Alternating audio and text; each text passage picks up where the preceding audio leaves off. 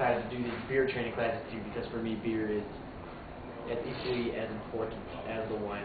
I know we're known for our wine here, but I'm really trying to bring some more attention to beer because I don't think people realize that, you know, good beer and things like that are just as complex and have just as much time and thought put into them as a lot of wine. I really feel that in the next few years that beer will slowly grow to be, if not more, but as an equal comparison as a go-to choice of beverage.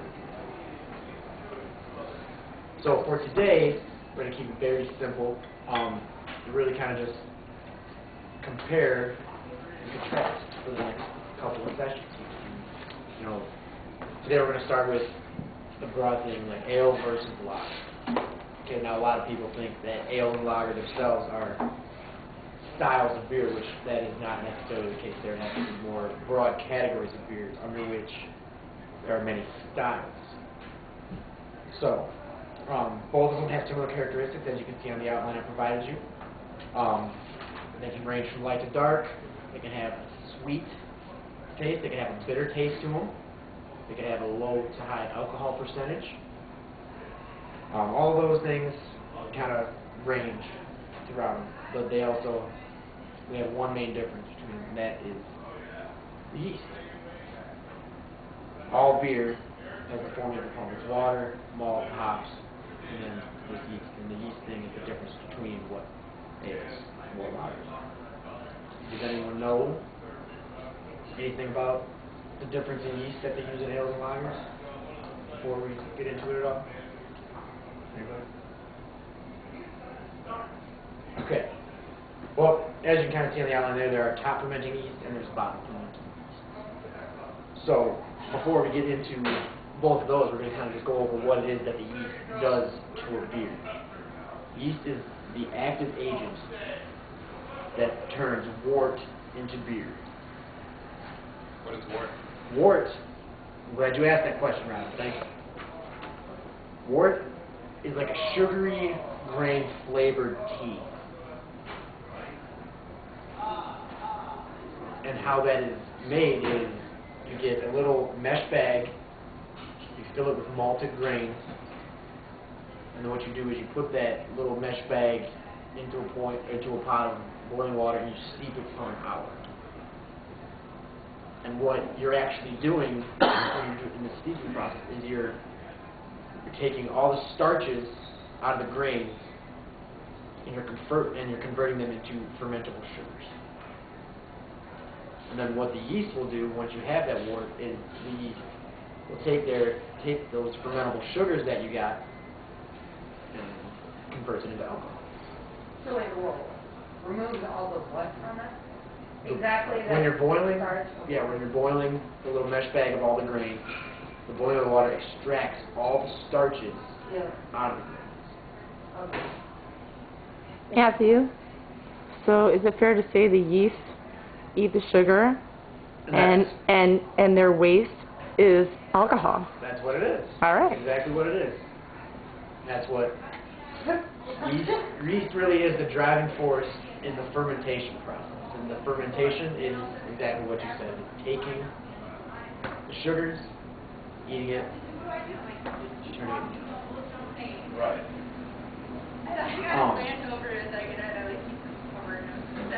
So now we'll get into the different styles of yeast, top fermenting yeast and bottom fermenting yeast. Ale yeast are what are considered top fermenting yeasts.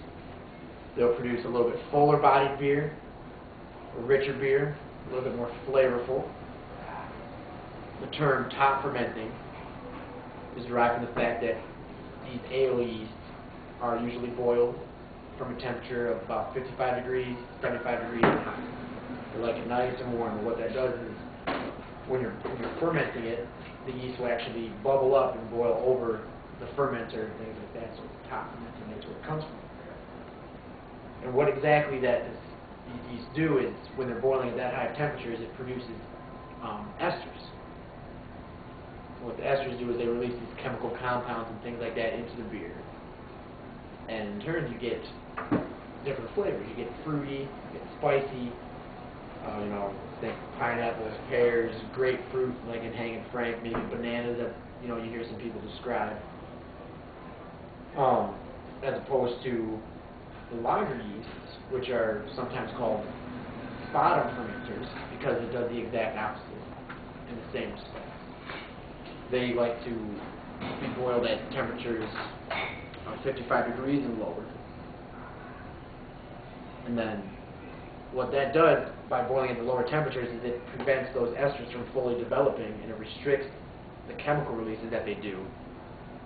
It really kind of allows them to be reabsorbed back into the beer, so it kind of restricts the, you know, the odors and the flavors that you get from the top fermenting. You get more alcohol out of an ale than a lager. They could. Yeah. I mean, chemically, an ester, you have more ways to create alcohol. Right. It's not necessarily true, because I mean you could get a lager that is just 10% based on how you make it and how long you can boil it for and all these stuff. So it's not necessarily true. So, and so the resulting flavors in those lager yeasts is you're going to get a much cleaner, lighter style, where the taste profile is more based on, you know, the malts and the hops that you get. Not so much, okay, we're going to boil this one to kind of get a fruity flavor, this one is a spicy flavor, it's going to taste earthy, hoppy, grainy. And the other thing that they do with lagers that they don't really do with ales is after they get done doing this fermentation with lager yeast, is they actually store the lager for a period of time. And that turns out called lager. And that's really good. Like how long will it start for? It could be 10 days. You could do it for longer. It all depends on how. 10 days to look for long one. I don't know. I couldn't even answer that. After fermentation? This is after I fermentation. can answer that question. What you got? Well, lagering nowadays is 1 to 3 weeks, typically. Is it? Typically for commercial use. But back in the day, if you do a good home brew, it's not only bottom fermenting, it's also referred to as chilled fermentation. And what they used to do back in Germany, and still required by law there, is you fermented it in a cooled area, and then you brought it down to like 32 degrees, and it fermented again, and then they would do it for months. And that would, back in the day before filters, that would actually clarify the beer and make it a clear liquid that was Keep it easy to drink from test time. too. It's easier to store longer. Mhm. You don't have to worry But that was part of what made a lager lagers, that at least in Germany it had to be chilled, and that started to become, at least to start, the overwhelming theme. Nowadays, with all the clean, purified water that we can purify and all the different types of technologies to keep things properly refrigerated, it doesn't take as long. But from what I read, it was 1 to 3 weeks, the typical average time frame. I agree with you.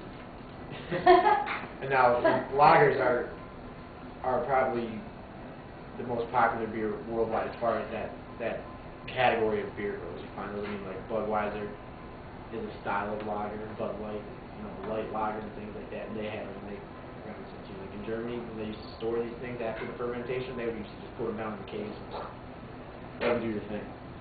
Some of the flavor profiles you can look for in lagers, you know, like I said to you, the malty, hoppy, and then when you get into maybe like your darker lagers that we've had before in Doppelbock, you know, I've described beers that we've had here before as kind of bready, get a little bit of caramely, toffee, get a little bit of roasty, all those flavor profiles will come through.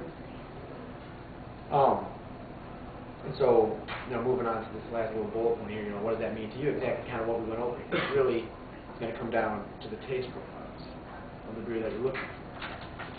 I feel like the best way to kind of go about that is to actually Taste them? taste it. Yay! So I went to the store and I bought some beer here. Well, except this one, we have this one here. So we got a Founder's Pale Ale, so you have a nice hoppy ale. We got the Pilsner Urquell, which is more of a hoppy lager.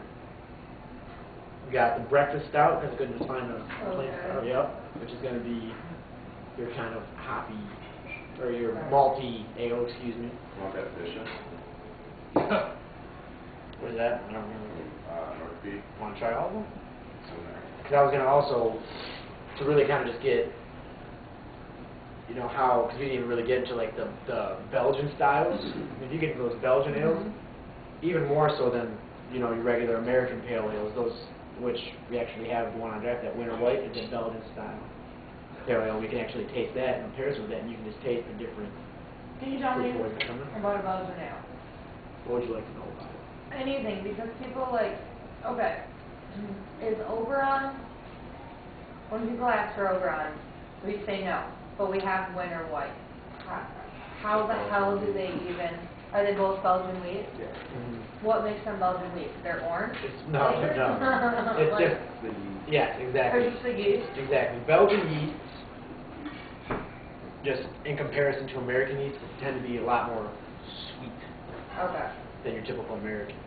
That's why a lot of people are really fond of the Belgians, because that's that sweet flavor that they do. And then how they also, when they make the beer and they ferment it, they don't ever filter it. So that's why if you look at a Winter White, it's a Belgian style, it's very cloudy, Mm-hmm. has a thick look to it, because it has all those natural flavors that are still just in there.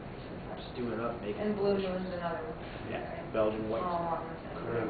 Isn't there a difference too? Some of those are filtered and some are unfiltered. Yeah. Who Gardens and unfiltered Belgian Yeah. style.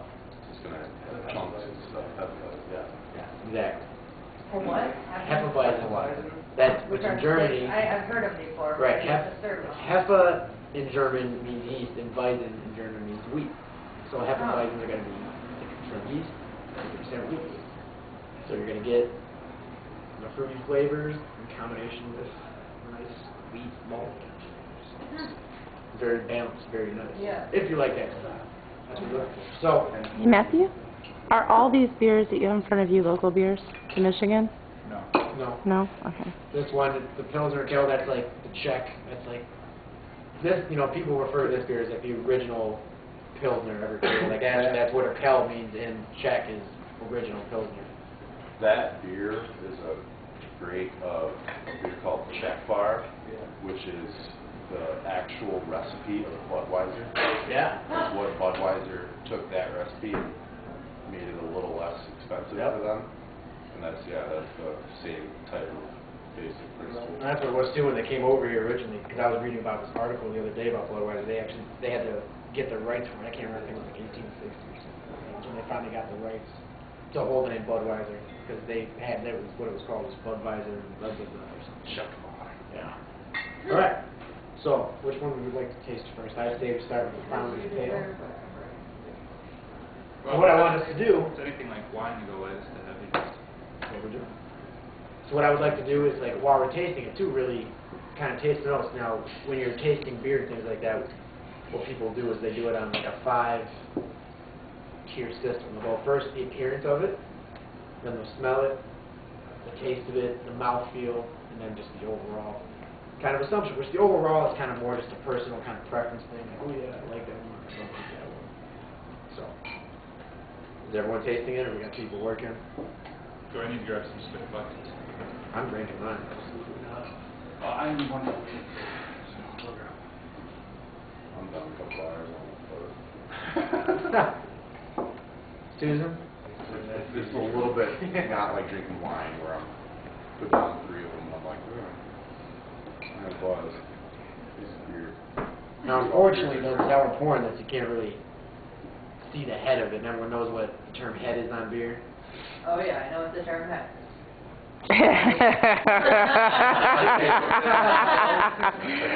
Oops. Marley, barley, marley. Yeah, all about the yeast. So typically, so the first thing you're going to see when you look at it is going to be the head. People will look at it, they'll describe it. This one would be like kind of like a white, obviously, but kind of just looks like spit because we don't have enough of a porn there. Smells like beer. It's a shock. They So all really- smell the same, like wine I just smell different. But really, you see, that's where you got to like really look. Smells like my Deeper food at into 2 it. a.m. after Well, practice. Just to interrupt, beer is it's actually more difficult than wine, Yeah. but it's the same thing. Again, you're looking at flavors to compare to. So again, you want to, before you start to smell, before you start to do it, you want to think of what aromas can you get most often in beer. You want to think about it, you might even want to write them down so that when you start to taste it, you can make those associations. Yeah. So Matt already mentioned banana, and he mentioned a couple different types of fruits. Yep. Grapefruit, Citrusy. citrus, lemon. So those are all things that we can do. Obviously, as we get into porters, those will be different caramel type notes, but in the lighter beers, you'll get bitters quite often. Some beers have more, some beers have less. Matt, what other notes? Well, I think too, I mean, coming from beer, I mean, we haven't really spoken much about like one of the key components in beer that really kind of just started taking off here, which kind of put America on the map as far as the West Coast goes, but hops. Hops are present in all beers, and there's many, many different varieties of hops that can give you different flavors. I mean, I could do a whole one of these, whatever we call these little classes, on strictly just the different varieties of hops. So, and hops really are one of those essential things that will release those citrusy, piney kind of notes in there. So, with a beer like this, with a pale ale, they don't really put as much hops as they would with an Indian pale ale. You know, so the hops in here are very, very subtle. But at the same time, I mean, I can smell a little bit of fruit, like you said, the grapefruit I can taste, or smell, excuse me. There's a little bit of maltiness, slight sweetness that you get from the malty. A little bit of orangey sweetness. And like I said too, you know, like the same thing with wine, there's really no wrong answer to it. I mean, if you said you smelled coffee, I'm going to look at you.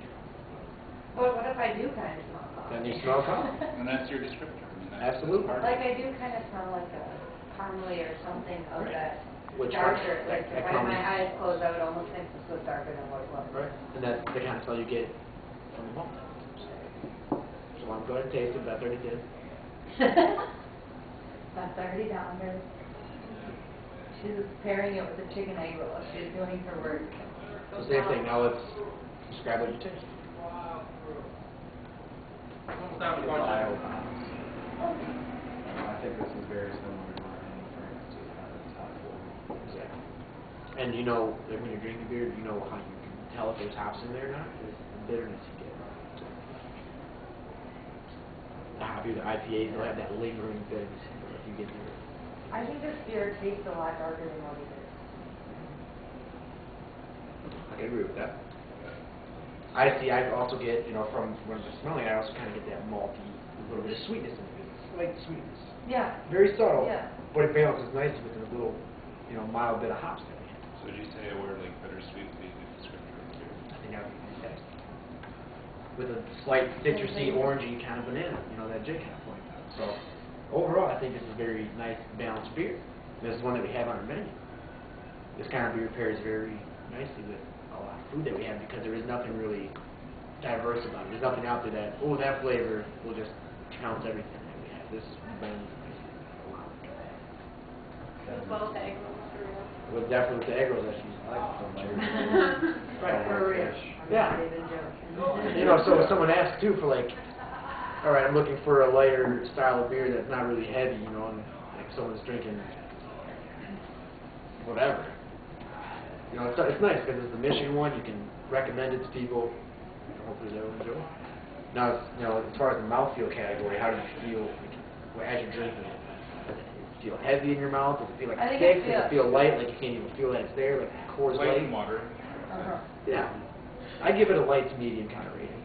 You know, it doesn't just go down, but it has Initially, there's got some body right, to it. and there is like a remnant still left on the tongue from the house that I get from the Yeah. malts that still kind of hang out there. And so I like it. I'm definitely grab my glass. And Jewel and Wawa. All right, now let's move on to Pilsner Stout. Now, really, think about what we talked about when we describe the flavor profiles you get in your typical lagers. You know, you're not going to get that fruity, citrusy kind of notes as much so. Some of these lagers and things like that will have a slight bit to it, but I mean, I know just from reading about it, but if you go to like beer tasting competitions and things like that, if they taste one of these hoppy lagers and things like that, they taste a little bit of fruit, they will just disqualify that beer from it altogether. Now, if you're using the same glass, you might get a little bit from it just from that. But really kind of seek out. Where did you go where you could build your own mix then? Oh, Toski Sam. Toski Yeah, Sam. there's a lot of places you can do it. Scooby's, Carol's, Scooby's. Huh. You can do it here. Fort's closed. Yeah. Fort. Yeah, the Oh, Fort, great. yeah, I love the Fort Fort, I was can't the, believe like, they're the best closed. little hidden gem. That's a good Good wine. wine, they have good everything. My dad went and bought out like half of their inventory and found out there was a new in there with like $1,000. It's like, I'll take I it. see this, I get more probably. Mhm. Yep, see now, can you smell the difference right away? Mhm. There's none of that kind of fruitiness that you got from the initial smell of it. And you look at the color of it, I wish you kind of kept someone kept their founders. When you're looking at it too, like if you really try to remember it, doesn't it look a little bit more clear than what the founders was? All right, let's take It's like a hoppy.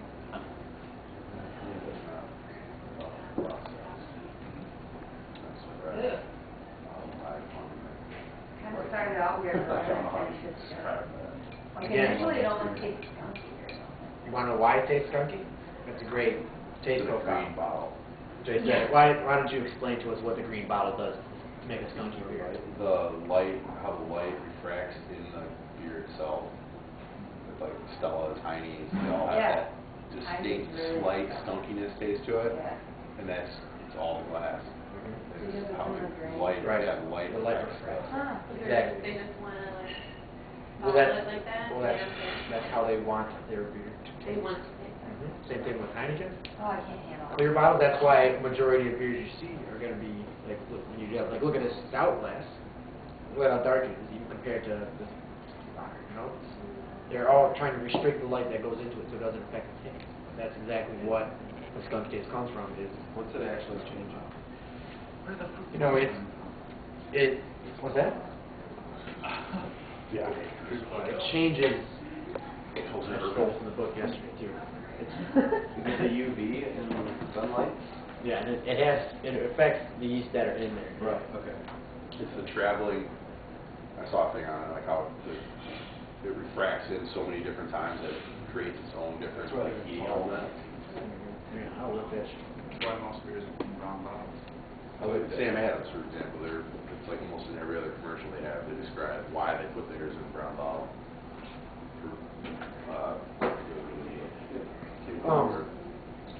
So just as we're tasting it, what did you feel when you tasted it? Preserve. Oh, yeah. Preserve flavor. I don't know, it's skunky at first, but then it was crisp and clear Right. going down. Did you get any kind of hops from it? Not so much as maybe the founders. Right, that could be the founders still lingering. Yeah. Right. Yeah, this one is a pretty straightforward Pilsner style. Now a lot of beers in America, things like that, will try to do that are actually lagers, light lagers, adjunct lagers, will try to describe themselves as a Pilsner, which in some respects is totally different style. Yeah. Like what an adjunct, ADJUNT, CT, excuse me. So what that lager is like that's what Budweiser is where they use more rice, corn, kind of things. Those are what more so. In the mouthfeel, I'd say, it's present. I'd say, again, more on the lighter side, light to medium. Kind of hangs out. Now is the green bottle to get that stuff is that a characteristic of a Pilsner? Or is that? No, not all Pilsners. I mean, this one. I mean, it depends on what the bottle is. If it's like Green bottle, does it too. right? Do they have the green bottle? I've never had. Yeah. But Labatt's does it, which is a Pilsner. I mean, Well, that's also You too can go to much Weiss of that. Pilsner, I mean, There's one of my Pilsner. yeah, there's a lot of Pilsners that use brown bottles. But there's I didn't know if that. I can't think of any European Pilsner that doesn't use a green bottle. Gotcha. They like that distinctness. Yeah, they do. And the thing about it is, it doesn't even have to be out of the bottle to have that flavor. It's Yeah. just crazy. Like You get it on. Stella drinking out of the So tap. yeah, how do they get that then before they're kegging it? It's they just let it sit. Yeah, it's all it's sitting when we were talking about how they store them away, like 1 to 3 weeks. Directly to that. The longer you store it, probably the more dominant that Maybe flavor they will store be. it in green barrels in the sunlight. Freeze Oh, that. Yeah, maybe that's Let's move on to this. I mean, That one I brought up because it was a, what does it say, a traditional lager, some premium lager. I won't be able to taste anything after that. Yeah, I would Yeah, do after that. that one? excited I for would that do one. that premium lager. Then want to try this lager? Let's try it. I actually haven't had this one. This one's Polish. Polish lager. Yep. Nostrovia. I don't know what Susan just said, but she's freaking me out. Yeah. Oh, yeah. They're gonna have a quick, small head, so try to pay attention as I pour like this.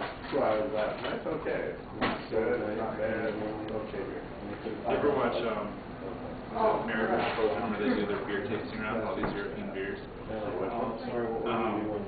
Northern Exposure. No, American children. Or like when you And go they're to doing all take these beers, right? Canada, You know, they're all like, they're going through their bottom of the barrel, really and like beers, you know, they're like I beer. don't know. Bottle beer out I don't know, sniff it, it might make you question drinking it too. Nah. But Alright. that one home for sure. Alright.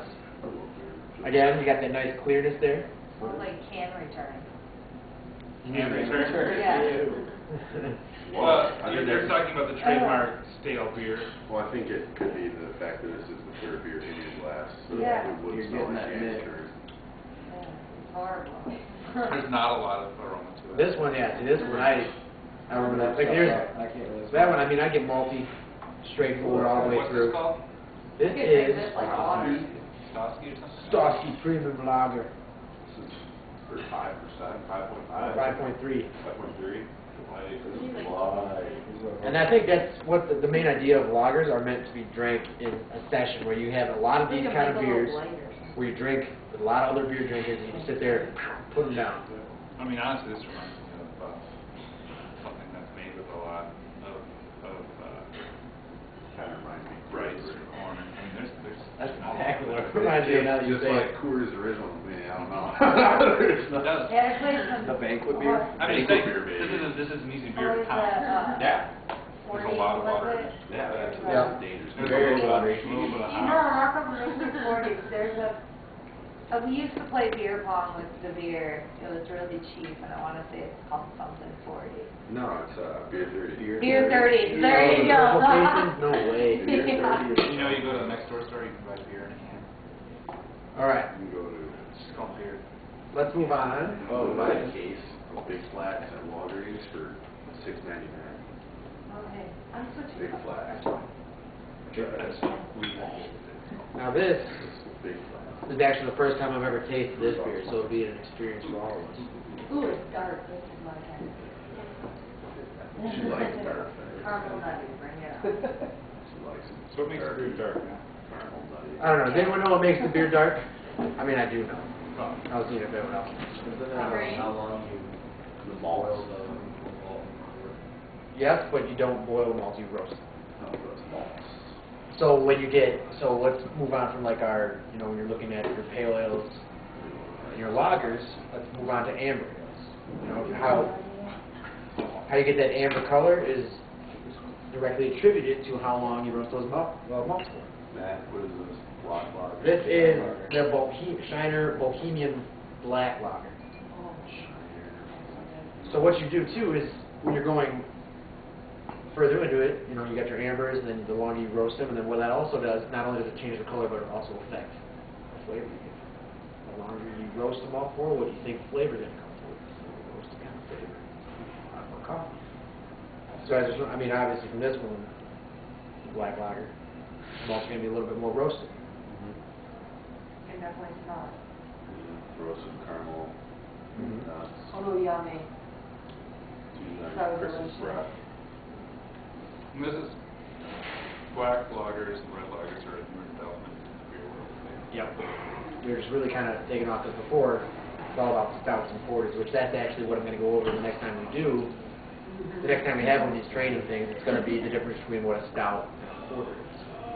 But as for right now, these black lagers are, you know, finally starting to take off, and they're done in the same kind of style as the pale lagers, just to where, you know, they're using those bottom fermenters, things like that. So really, what I'm getting here is that caramel. Does anyone kind of get that bready mouthfeel that I was talking about? You know, how it kind of just coats the mouth and kind of lingers for a little bit. I get the roastiness. They get from roasting the malts for a little bit longer. Maybe just slight bit of caramel, toffee, coffee. You get more of that out of the scent, I think.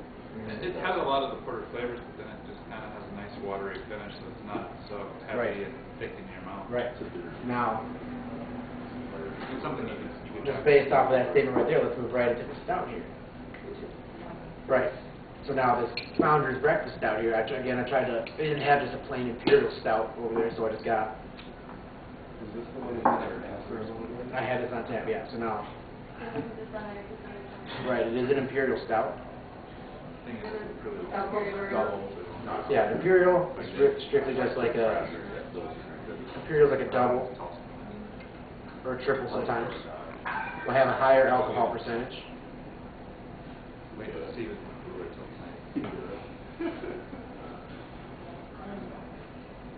Now with this one, while you're tasting it, again, this uses the top fermenting yeast. So not only Is this the first one that we've had with the top companies? this, no, we had the pale ale. This is just the That's stout. like coffee bean. Right. Now, other than that, because I mean, this is how the style of beer is. That's why I tried to find the plain ones. You're gonna get coffee, maybe some dark chocolate, things like that. But also kind of look deeper into it for those top fermenting yeast things that we talked about. Maybe a little bit more fruity sweetness. You kind of get. It's gonna be hard because they use a lot of coffee. Absolutely. I mean, coffee definitely is predominant in this one. No doubt about it. Prune. True. True, you for me? Pretty funny, pretty, and dry, and shriveled. Cranberry. Yeah, cranberry and cherry. Like cherry. And when you taste it, the coffee, boom, right there. But think about the flavors that linger afterwards. You know what I do with mine?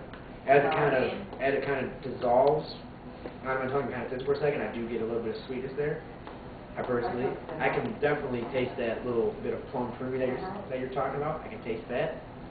And there's a slight little bit of bitter hops that I get. And that's the difference between when you get these stouts compared to like a pale ale, is the hop profile is going to be different. It's more of like a dry hop kind of sit rather than an intense, bittery hop that sits there and is predominant throughout the entire drink. Again, now think about the mouthfeel in this one. Toast.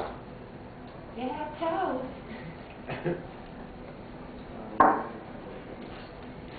I think, and like think about it, like when you're drinking it, I kind of, right after it's still going down my throat, I kind of just do one of those.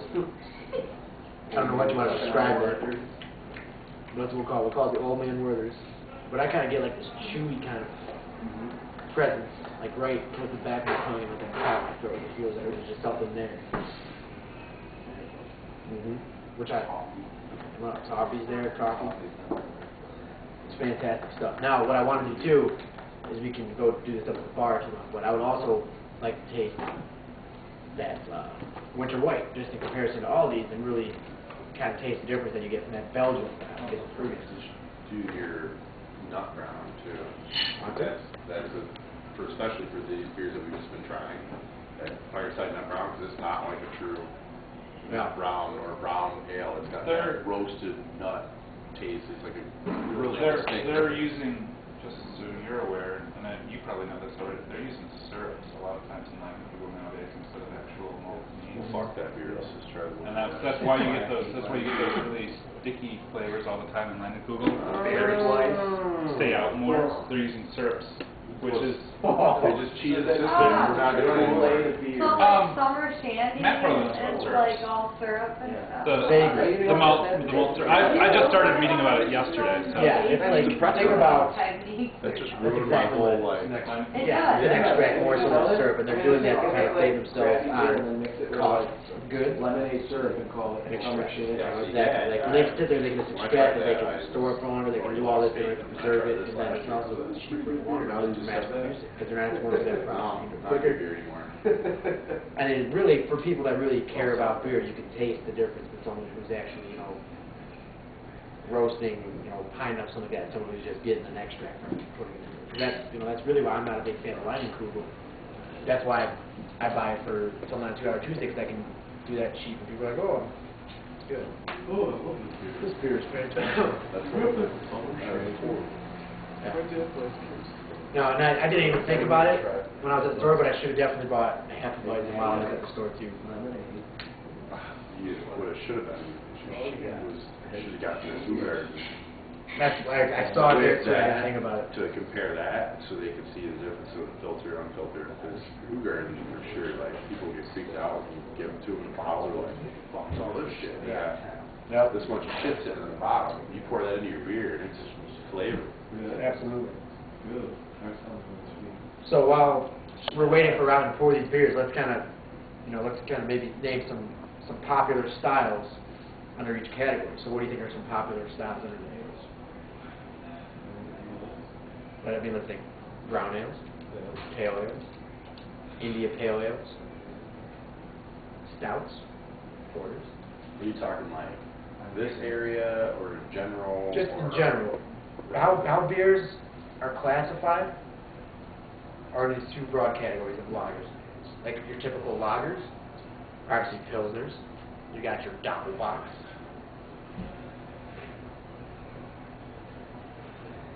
Like triple box.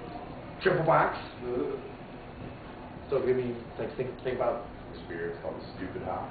Yep. I mean, all right. And then you got under the ale side, you got the Hefeweizen, Schneider Buzz. the Wit beers.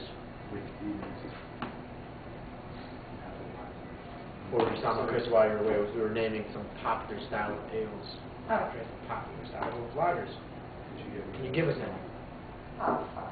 Hefeweizen was one. Hefeweizen was one.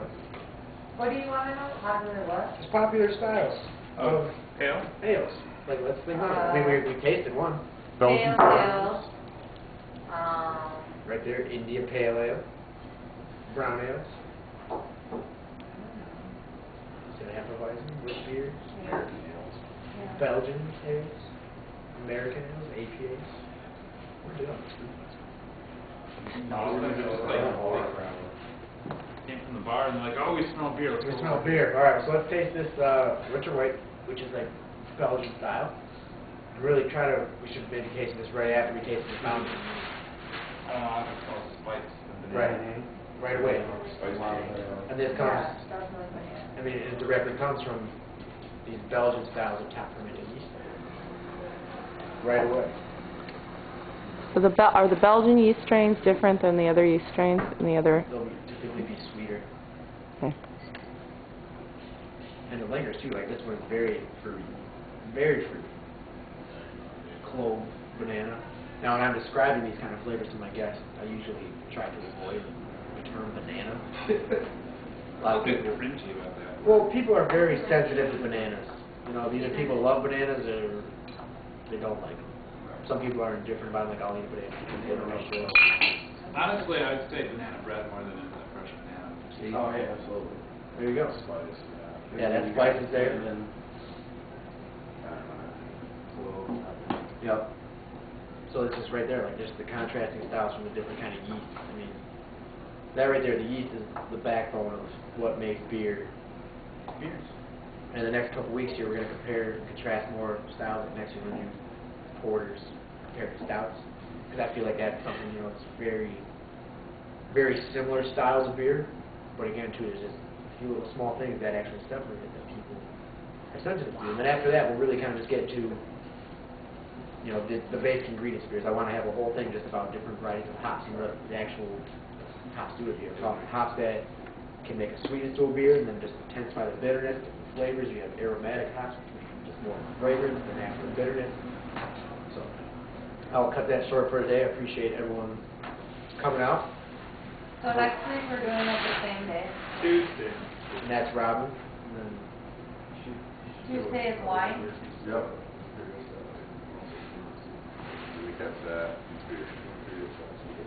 We got that. Well, Jay's what? house. Matt, while you're here, Talk Alright. about- do we want to just do beer for the next few So weeks? you're not, what are you doing? Until this is over, or do you want to do wine, do wine? it doesn't matter to me. However you want to I mean, I don't mind, I just Huh? figured with Take your care of class, them. this thing going on, it doesn't hurt, it's just Yeah, kind of well, focus on. I'll stick on beer. I just that also will help me Yeah, call them study. when you're done.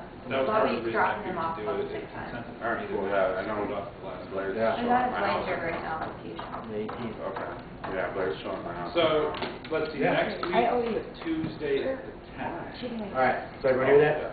What's that? Next Tuesday, the 10th, 2:30. 3:30. we'll talk about stouts versus porters. Wait. So, No, we're gonna do beer for the next 2 weeks. So this week, the next 2 weeks thereafter, and then after that, we'll probably go back to wine. So the month of January is gonna be beer month, basically. beer month, I read Beer or month. listen, I can't. Brewski month. first month. I've never had those before. Oh, you should. Yeah, they're- They're even